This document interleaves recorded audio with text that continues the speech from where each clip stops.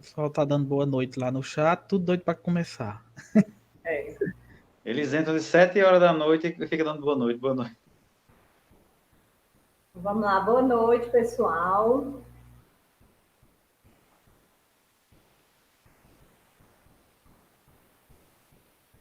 Boa noite, pessoal. Sejam todos bem-vindos a esse último dia de evento, né?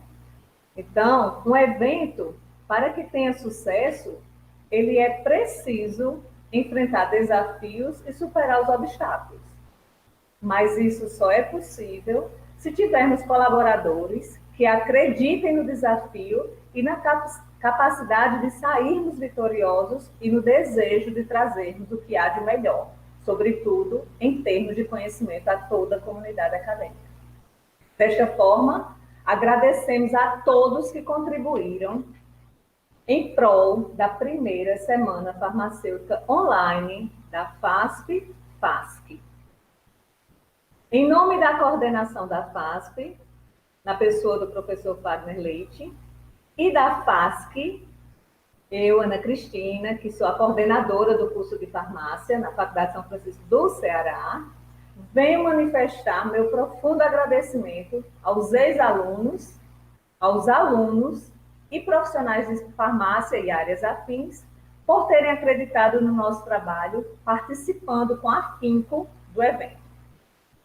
E hoje, em nome do Dr. Tiago Bezerra de Sá de Souza Nogueira, estendo nossos agradecimentos a todos os palestrantes pela contribuição e grande disponibilidade e cuidado em preparar carinhosamente aquilo que há de mais relevante e atual nas temáticas apresentadas, esperando ter a alegria de recebê-los em outras oportunidades.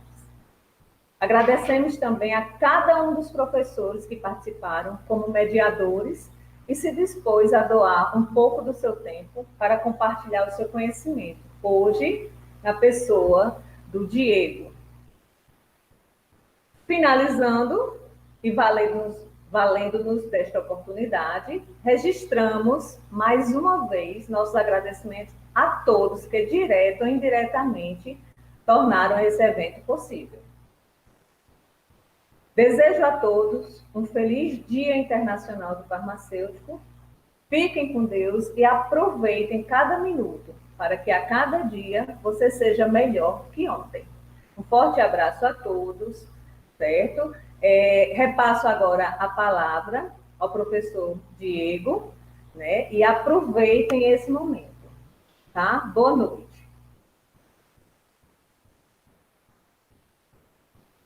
Boa noite, professora Ana Cristina. Boa noite, pessoal. Aqui quem fala é o professor Diego.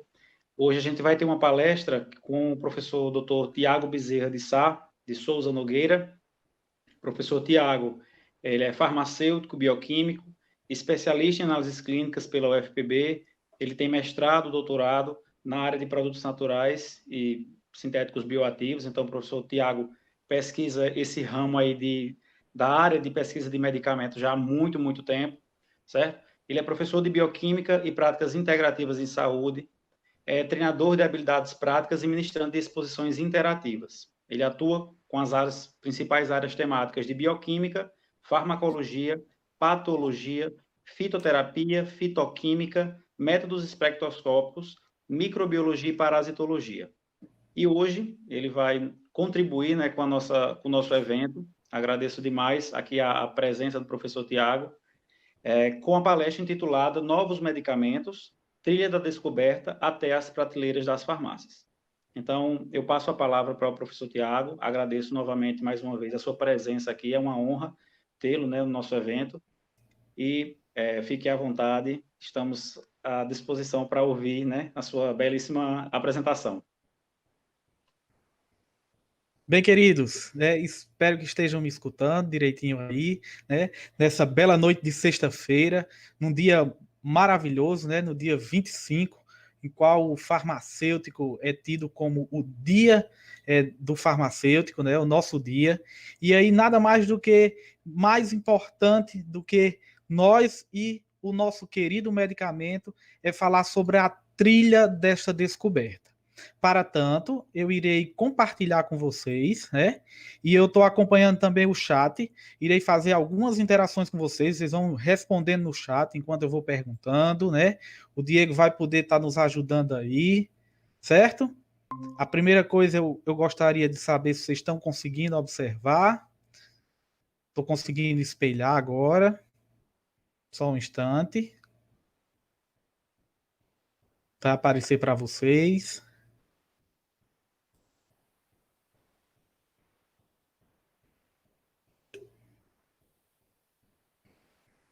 Pronto.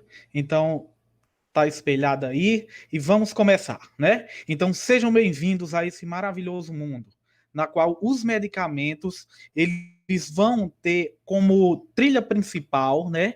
Desde os princípios e das descobertas, daqueles protótipos, né? E como chega um medicamento lá nas prateleiras de farmácia.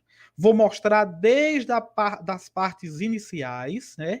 Mostrar os ensaios clínicos, vou revelar algumas coisas sobre como esse protótipo é utilizado em técnicas químicas conhecidas como QSAR. Vamos ver algumas coisas de espectroscopia, de infravermelho, né? Então nós vamos passear por todas as áreas, tanto da farmacoquímica como da farmacologia, né?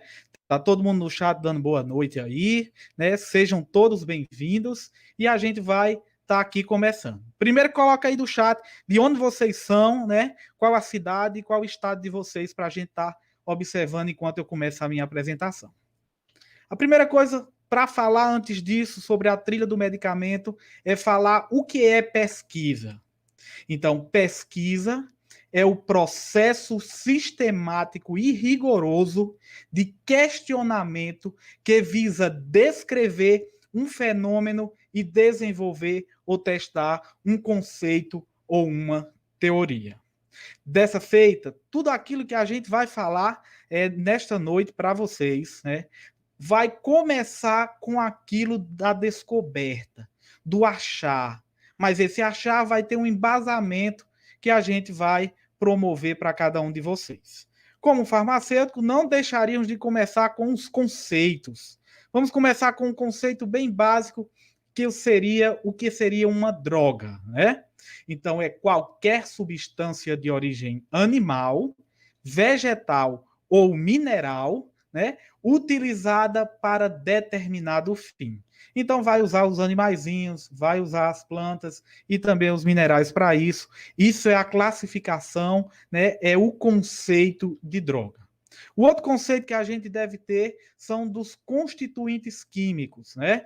São os metabólitos que compõem as drogas, no caso das plantas, tendo ou não uma atividade farmacológica. Então, os constituintes químicos são todas aquelas moléculas que podem estar sendo descobertas ou não ali, certo? E a descoberta daquelas moléculas e a atividade pode ser que exista ou pode ser que não exista para aquelas moléculas. Moléculas boas, né? No campo da nossa farmácia, são aquelas que possuem uma relação estrutura-atividade, olha a palavrinha, que vai nos favorecer efeitos farmacológicos. E isso nós damos o nome de princípio ativo.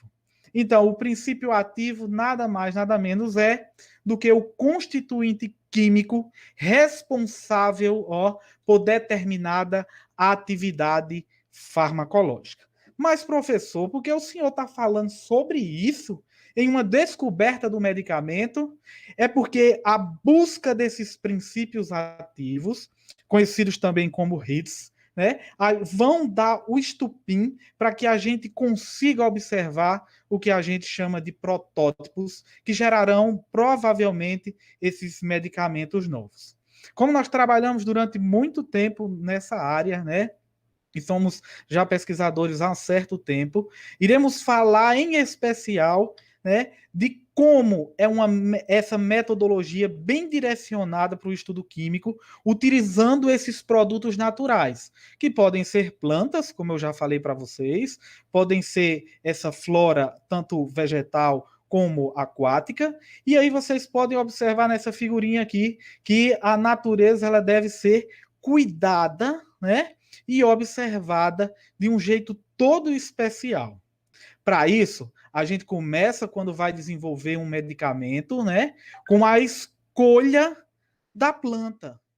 Então, as informações obtidas a partir da medicina popular, né, que antigamente eram muito estigmatizados, com os pajés, chamavam até de curandeiro as pessoas que trabalhavam com essas plantas, mas o ato de você ir naquele local e investigar aquelas atividades que eram antigamente supostas, nós conseguimos extrair dali algo extremamente forte, que seria, né, a indicação popular para aquela determinada droga.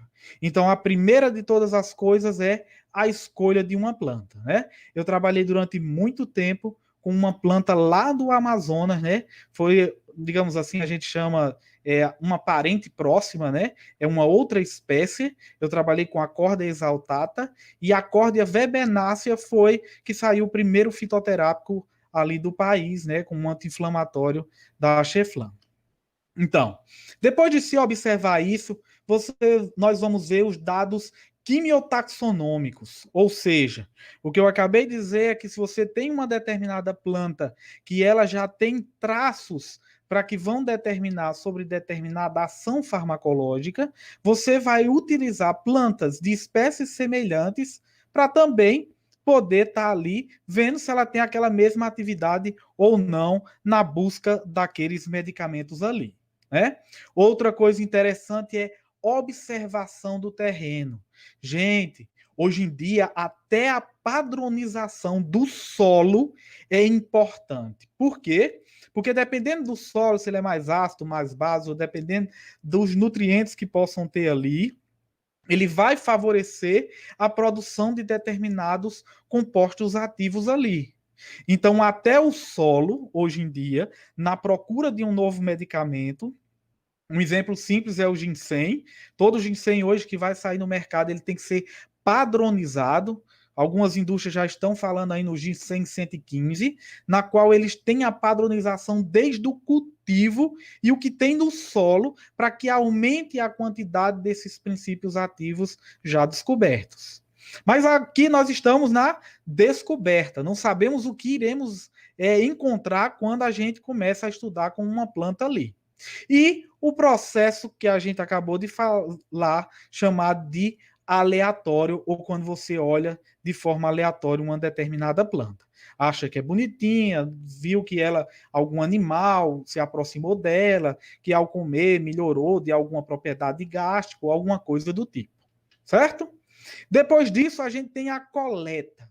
A coleta ela é extremamente importante. Então, você vai coletar aquela planta, sendo ela por partes ou completa, mas vai separar ali para que quando você for fazer os extratos, você saiba que foi da flor, da folha, do fruto, do caule, da raiz ou das sementes daquela planta que você retirou aquele determinado constituinte químico, que na verdade ainda na planta é chamado de fitocomplexo, ou seja, tem uma grande quantidade de constituintes químicos ali, e a nossa procura por esse medicamento é extrair daqueles vários constituintes químicos os princípios ativos, ou seja, aquela substância isolada.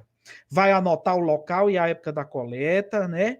Vai ver as quantidades mínimas do estudo. Você não vai querer estar, devastando uma floresta para poder estar fazendo estudos, né? A síntese é algo que eu vou mostrar para vocês ainda hoje. Ela foi extremamente utilizada e ela é importante porque ela faz com que, por exemplo, na descoberta do ácido acetil salicílico, né, que foi extraído do salgueiro, uma grande planta, para você extrair 1 grama daquele princípio ativo, daquele protótipo isolado, você precisava estar desmatando, por exemplo, uma árvore inteira, né? Então, precisaria de uma grande quantidade. E para isso que a síntese ela veio a acontecer ali. Estão vendo que tudo vai se encaixando desde o princípio da coleta, que vai influenciar num processo posterior. Dessa feita, vamos fazer a classificação botânica. A classificação botânica, você vai ter o nome científico daquela planta, vai ter o sinônimo científico dele e o nome vulgar e vai depositar no herbário. Hoje em dia, quando se está trabalhando em especial com plantas, você tem que depositar aquela sua planta no herbário através de uma essicata, para que caso alguém venha contestar, e os grandes, na verdade, as grandes revistas, elas só aceitam, né, trabalhos que são feitos com plantas, com extratos e substâncias isoladas, né? Publicações na Suíça e em outros lugares, se você tiver um número de essicata ali naquele registro que você está fazendo ou está elaborando, certo? Então, ainda estamos na parte inicial. Você vê que vai ser guardada ali todas as essicatas. Caso tenha alguma dúvida, né, naquela espécie ou subespécie, né, já vemos casos lá quando a gente trabalhava, né, lá no laboratório de pesquisa, que de repente a planta mudou de classificação, né, mudou a sua sinonímia, né, científica, e aí teve que ser reclassificada ali, certo? Outra coisa importante, como todo bom pesquisador, a revisão bibliográfica, né? Vai observar o que é que já tem sobre aquela planta, se é inédita, né, no gênero, na espécie, se algumas outras substâncias já foram isoladas dali. Então vai olhar no Chemical Abstract, Biological Abstract, no Napralete, em banco de dados, né? A gente usava muito o SciFinder School, né? Que na verdade a gente conseguia ver, por exemplo, trabalhávamos muito com ineditismo, e se isolasse uma substância há 3 dias atrás e publicasse, a publicação a gente conseguiria ver em tempo real. Então, eles catalogaram desde 1918, se eu não estiver enganado, e fizeram com que a gente não tivesse mais o trabalho que alguns de vocês farmacêuticos, né, mais contemporâneos a mim, tinham que ir na biblioteca e aí caminhar por dentro daqueles vários livros de índex, uns livros pretos, né, e aí encontrar e fazer aquela revisão bibliográfica sobre aquela planta. Nossa, professor, eu já estou cansado só dessa primeira parte aí, de ter que ir lá no meio da mata, coletar, trazer e fazer outras coisas com essa planta, né? Sem esquecer da revisão bibliográfica. Tenha calma, estamos ainda só no princípio, meu querido amigo e colega. Vamos então para a preparação dessa análise. Então, a gente começou com aquele produto vegetal que foi extraído aí, né? E nesse produto vegetal extraído vai ser submetido a uma secagem, que a gente não quer que as folhas, né, o caule, eles venham a adquirir fungos, e aí esses fungos vão produzir substâncias, né? Lembra lá da penicilina? Como foi que a penicilina achou a sua propriedade farmacológica, né?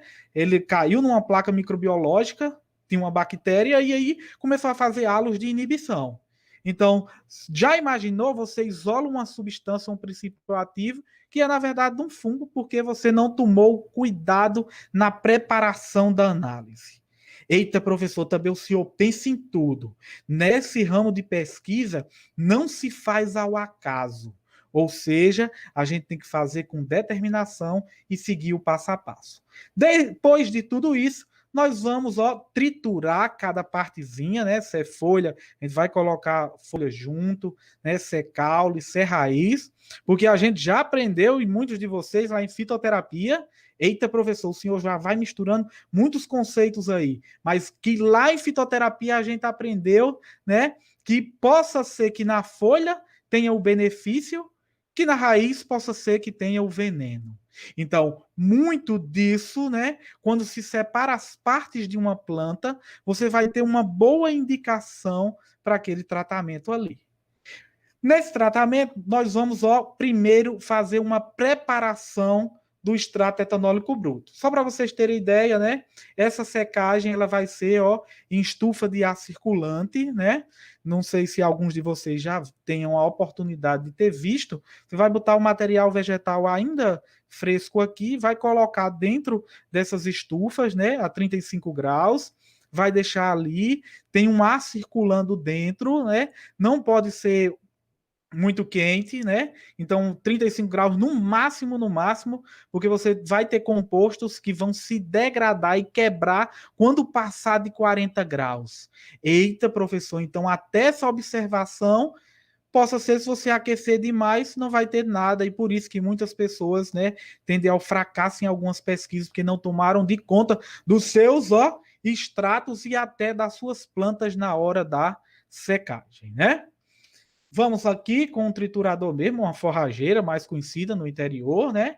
Você vai colocar e vai triturar cada uma delas e vai fazer processos, né, utilizando maceração, né? Vocês farmacêuticos conhecem bem, vai submeter o líquido lá, né? A cada 72 horas vai tirar e aí vai ter vários tipos de líquidos que possamos usar.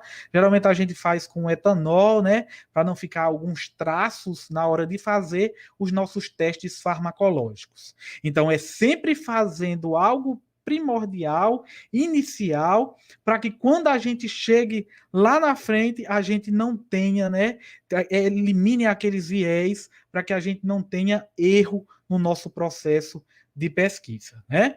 Pesquisa não se faz com improviso, tem que saber o que está fazendo.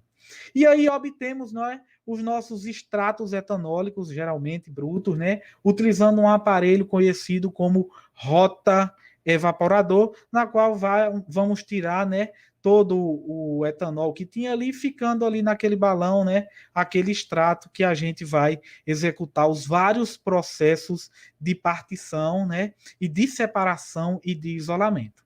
Mas antes de começar a fazer isso, nossa, professor, eu preciso ainda fazer uma triagem fitoquímica. E o que seria isso? Lembra que eu disse para vocês que a gente obteve esse extrato etanólico bruto? Você vai fazer, né, uma bateria de reações de caracterizações químicas, né, bem simples, né, fazendo com que você reconheça para ver se ele tem qual a classe e o tipo de metabólico que tem ali, porque para cada um deles você vai ter uma técnica, um método, um procedimento e até, meus queridos, um equipamento diferente para que você possa estar se utilizando ali, né? Então, esse daqui você poderia ver para alguns reagentes alcaloides, heterosídeos cardiotônicos, flavonoides, antioxidantes poderosos, antraquinonas, os taninos, aqueles travos transformam pele em couro, os esteroides e as saponinas, glicosiladas ou não, que produzem aquelas espécies de espuma ali. Quais são as vantagens de fazer uma triagem dessa, meu querido? Você me pergunta. A abordagem fitoquímica vai facilitar na escolha do material e qual método você vai fazer, né? Então, ele permite ao pesquisador que essas técnicas de fracionamento e isolamento, de acordo com a natureza dos compostos ali, fazendo os testes, né, de acordo com a apolaridade, polaridade, semipolar, né? Então, tudo aquilo que você aprendeu na química, pessoas, você pode estar aplicando, né, numa triagem fitoquímica dessa. Então, vocês podem ver aqui uma cromatografia, né, em camada delgada, né, que pode ser tanto analítica como preparativa. A analítica, você vai analisar aqueles compostos, Então, aqui tem vários compostozinhos, vai eluir o solvente e aí você vai ver como é que você pode, né, tá separando essas substâncias. Eles são métodos mais antigos, né, mas que a gente teve a oportunidade de fazer todos. Temos também a cromatografia em coluna, vai usar, o sílica gel, né? Você vê que fica bem bonito aqui, vai colocar o extrato aqui e vai fazer eluir o solvente, né? Para que cada manchinha dessa aqui provavelmente sejam uma quantidade de substâncias ou uma substância diferente ali. Beleza até então? Se tá tudo beleza aí, pessoas, dá um joinha aí no chat para eu ver que vocês estão entendendo, estão compreendendo as coisas ali. Certo? Aqui a gente tem outro método que a gente pode utilizar também para analisar e também para isolar. Esse foi um dos primeiros, né, aos meus contemporâneos que lembram, né, quando a gente estava começando a mexer, isso é um HPLC, né, uma cromatografia líquida de alta eficiência, é uma técnica cromatográfica que apresenta um excelente desempenho cromatográfico. A gente vai usar coluninhas como essa daqui, bem fininha, é uma compactação semelhante a concreto.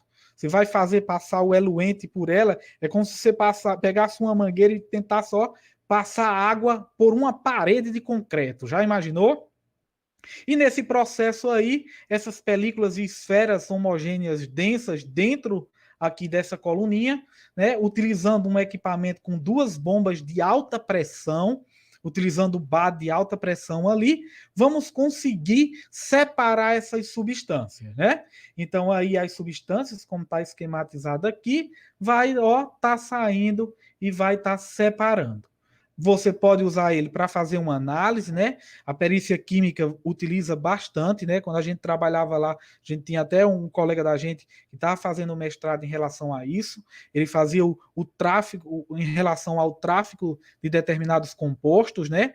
Se eu não estiver enganado, era da cocaína, e ele conseguia ver se aquela droga ali, pelo perfil do espectro, utilizando o HPLC, né, se era vindo da Bolívia, do Chile, e é esse perfil que eu vou mostrar para vocês, só que eu vou mostrar de algo que a gente trabalhou lá com o nosso amigo Roberto, que foi em relação ao vinho, né?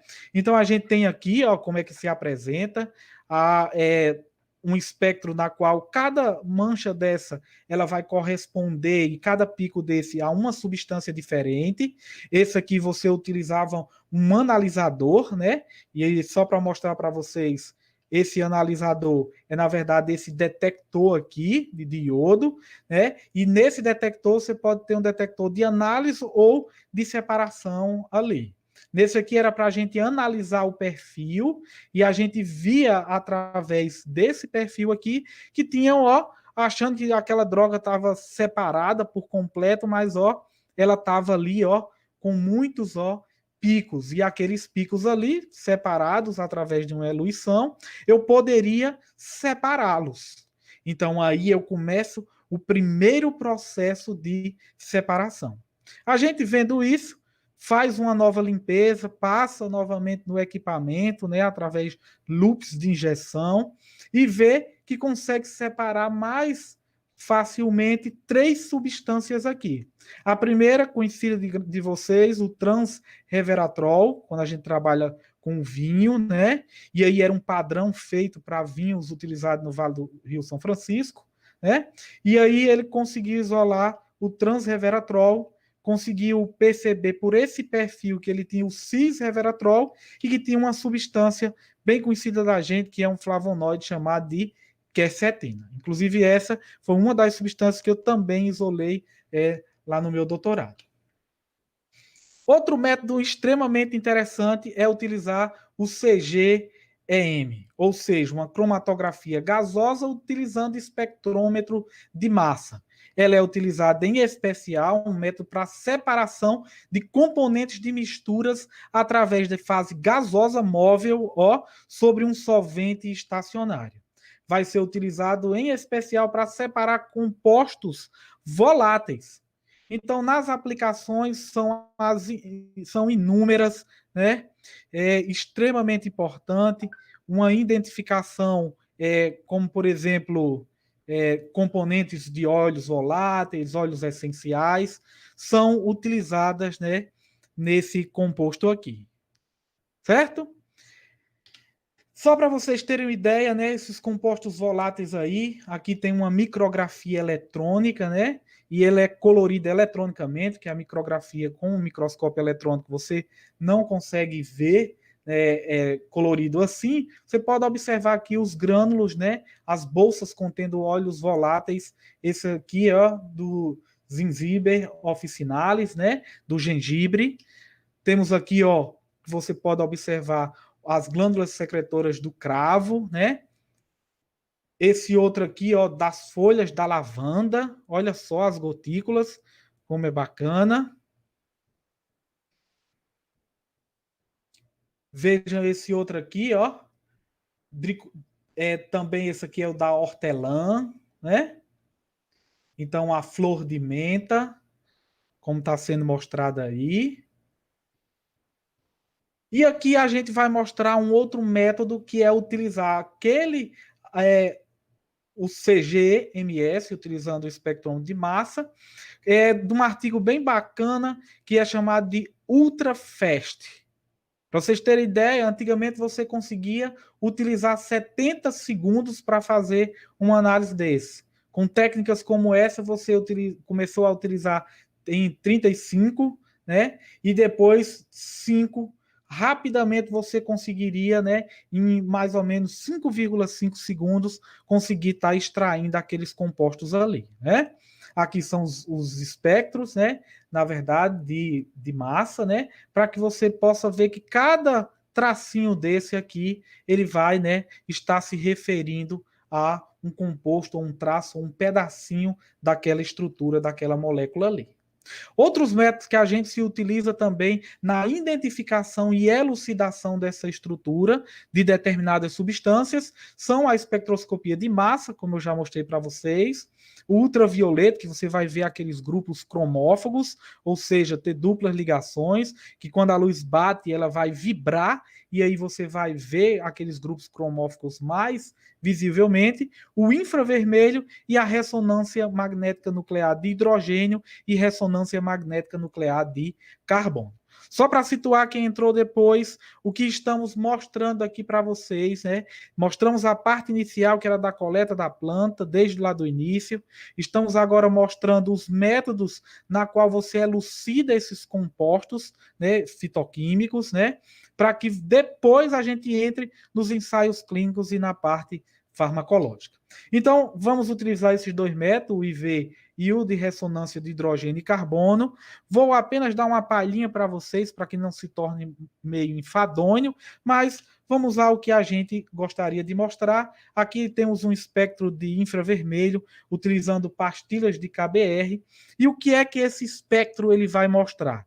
É como se você aprendesse na fitoquímica, que é um ramo da química orgânica 3, subespecializado, na qual você consegue, através dos picos, ver a estrutura e ir montando a estrutura de determinados compostos, como, por exemplo, a hidroxila, se tinha na estrutura da membrana, da substância, né? Os grupamentos CH2 e CH, se tinha uma carbonila, se tinha núcleo de anel aromático. Então, é isso que um IV ele vai determinar para você, certo?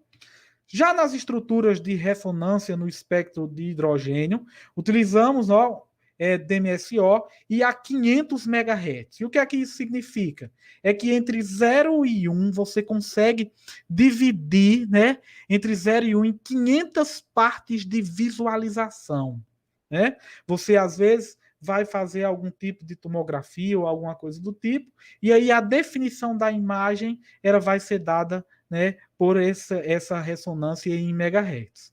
O que a gente está vendo aqui, pessoas, é que a gente consegue observar hidrogênios e carbonos, né, que existem naquela molécula ali. Então, um espectro como esse, para algumas pessoas, era um monte de risquinho.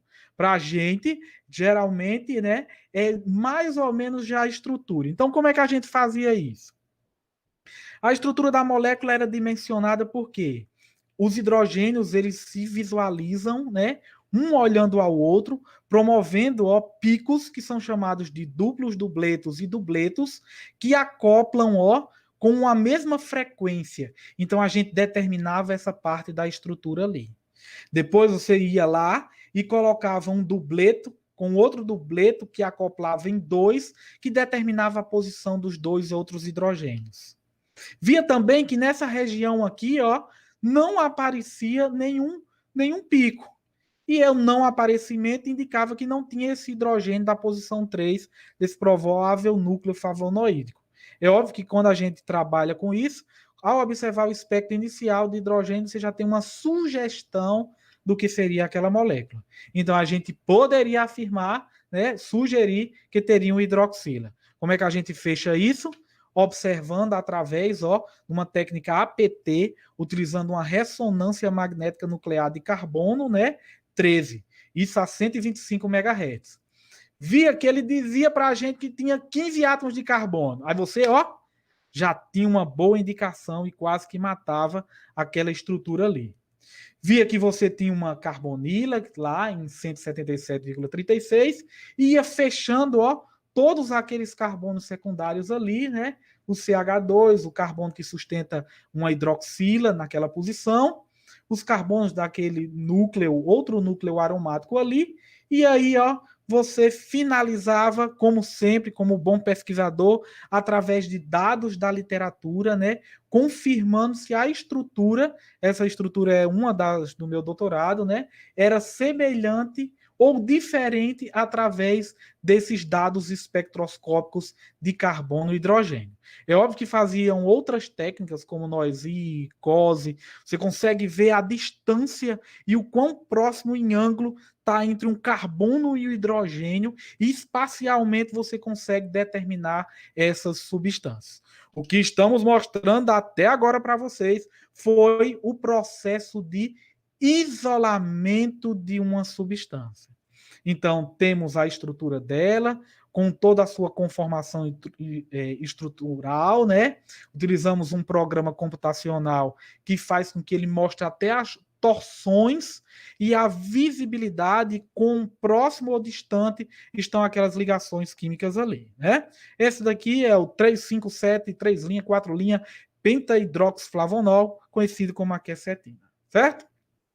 Então, pessoas, depois que a gente descobriu aquela molécula, vocês têm ideia, 100 mil moléculas como essa que eu descobri, vi lá que ela era inédita no gênero, na espécie ou até no mundo, elas são liberadas para o mundo, para aqueles pesquisadores, né, que queiram trabalhar ou tenham uma indicação boa para que aquela substância vá ter um determinado fim. Então, vou colocar aqui 100 mil moléculas anuais, elas são testadas e através de uma triagem, nesse desenvolvimento da molécula ali, você vai obter o HITS, que é o que a gente costuma chamar de substância ativa que produz uma atividade acima do limite definido. Ou seja, você percebe que essa substância aí, ela foi uma atividade, ela possui uma atividade acima do normal das outras moléculas.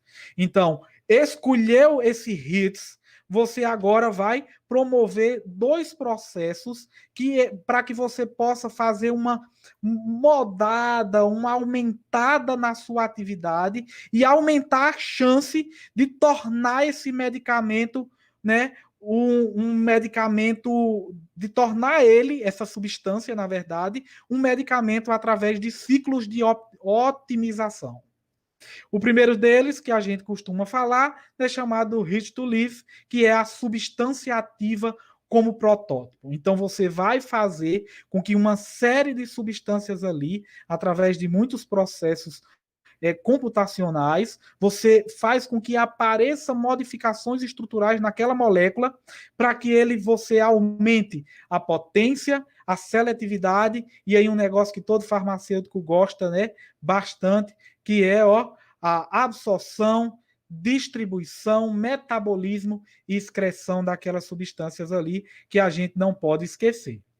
Como não bastasse para essa modelação, a gente vai utilizar o Hit to Live e também o Leach Optimation, que na verdade é uma substância ou uma série de substâncias aqui, pessoas, que vão ser testadas para ver a visibilidade e observar, né, se existe uma otimização na estrutura atividade, conhecida para a gente como SAR, ou seja, relação estrutura-atividade.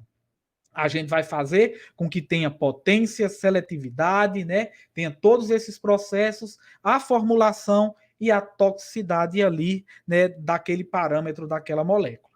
Falando mais sobre esse Lift Optimation, que na verdade é a substância ou aquele conjunto de substâncias, vocês viram que tinha em torno de 100, né, a 1000 substâncias químicas, né, desenvolvidas nesse sistema computacional. Você vai utilizar entre 20 substâncias modificando, pegando aquele protótipo inicial e mudando, tirando um hidrogênio, um CH2, modificando, colocando um grupo metila, promovendo um efeito guarda-chuva, né, de cardioproteção ou até de proteção intestinal. E aí, o que é que você vai fazer?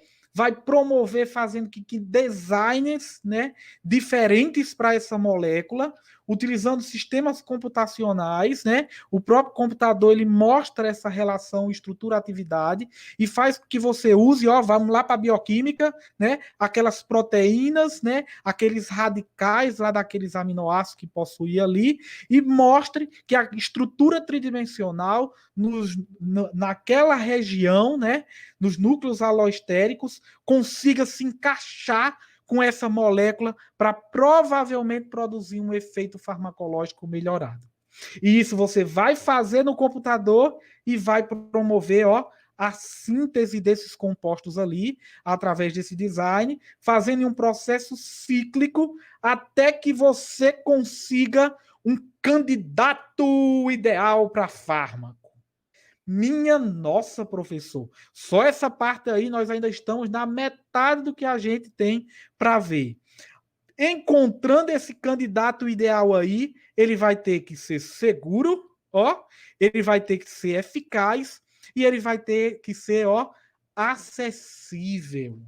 Ou seja, você vai ter que fazer que esse produto seja um produto capaz de uma indústria farmacêutica, né, investir e levar aos próximos ensaios. Que esses ensaios, meus queridos, chegamos àqueles que gostam mais da parte de farmacologia, né, aos ensaios clínicos. Então, iremos falar algumas peculiaridades sobre eles até chegar lá nas prateleiras das farmácias. Então, daquelas 100 mil moléculas, uma molécula, ele vai o quê? Ó, ele vai ser escolhido pela indústria farmacêutica. Aquela molécula vai ser destinada, né? E aí, pessoas, se vocês observaram essa primeira e segunda parte, já durou mais ou menos uns 6 anos de pesquisa antigamente. Hoje em dia, isso tem sido, ó, um processo mais rápido, né? E aí, o que é que acontece? Esses ensaios clínicos agora, com essas moléculas, você quer ser o cientista ou quer testar como antigamente, né? Faziam muitos testes, né, no passado. Muitos dos nossos irmãos, né, judeus e outras pessoas pagaram um preço muito alto com testes de cientistas malucos ali. Então, nesse processo de ensaios clínicos, entra uma coisa que muitos de vocês sabem, e eu acredito que a minha amiga Milena está observando aí, que uma grande pesquisadora, que são evidências, uma experiência clínica e valores bioéticos. Não adianta de nada você estar fazendo as coisas sem observar esses 3 tripés aí. Observamos, então, que o ensaio clínico, ele trata-se de uma pesquisa em seres humanos com a finalidade de avaliar. O quê? Nós vamos falar todas as fases, pessoas, não saiam daí antes de eu terminar. A primeira delas, ele vai avaliar drogas experimentais, é aquilo que a gente está pretendendo aqui. Depois, modalidades terapêuticas também. Dispositivos diversos, próteses, equipamentos e tudo mais. Mudanças no estilo de vida, né? Se for de origem comportamental, como vocês podem observar aqui, né? Nesse bonequinho aqui, é como se fosse um grande homem sendo, ó, totalmente analisado nesses processos químicos. E as possibilidades de diagnóstico, né? Como alguns processos utilizando alguns equipamentos. Para que serve esse ensaio clínico? Então, a primeira coisa, realizar comparações com modalidades existentes, né? Então, a gente viu que naquele processo de construção de moléculas, a gente comparava com outras estruturas e ia através do SAR, relação estrutura-afinidade, né? Mostrando conhecimentos, né? Necessários para que você pudesse estar ali evoluindo na sua pesquisa. Premissas. A participação é voluntária, pessoas. No nosso país não se pode pagar para que você tenha, como em outros países, como os Estados Unidos, né, para doar determinadas coisas, né, ou para doar o seu corpo em prol da ciência. Aqui no nosso país, né, a única coisa que é permitida de pagamento é apenas uma ajuda de custo em relação ao transporte e alimentação para aquele dia do determinado evento, né, quando isso tem. Certo? Mas tudo é uma participação voluntária. E aí, quantos de vocês, respondam aí no chat, né, seriam capazes de doar o seu corpo, não totalmente, mas parcialmente, estando saudáveis, para fazer pesquisa. Bota aí no site para a gente ver quais de vocês teriam, né, essa coragem, né? Isso é um dos fatores extremamente importantes e que é bem interessante, porque na maioria das vezes você vai ter um número muito pequeno nessas amostras, em especial em algumas fases, porque o voluntariado, ele é o quê? Pequeno. Principais tipos que a gente vai utilizar de ensaios clínicos são para o tratamento, alguns screens, né, testes, diagnósticos, prevenção, a qualidade de vida é essencial a gente primar. Então, deixe esses principais desenhos. O de hoje a gente vai destacar um estudo experimental de ensaios clínicos utilizando uma técnica de randomização, né, e depois ensaios em campo, né? Termos comuns vão ser utilizados nesses ensaios clínicos. A gente vai ter protocolos que são extremamente importantes, né? Critérios de inclusão e de exclusão, né? Tratamento padrão. Esses critérios de inclusão e de exclusão, a gente vai ter que muitas das pessoas que estão fazendo, né? A gente teria tomado outras, digamos assim, outras medidas necessárias, né, para que a gente pudesse estar eliminando ali. É um vírus bem complicado, né? A gente viu que algumas eficácias de vacina abaixo de 50%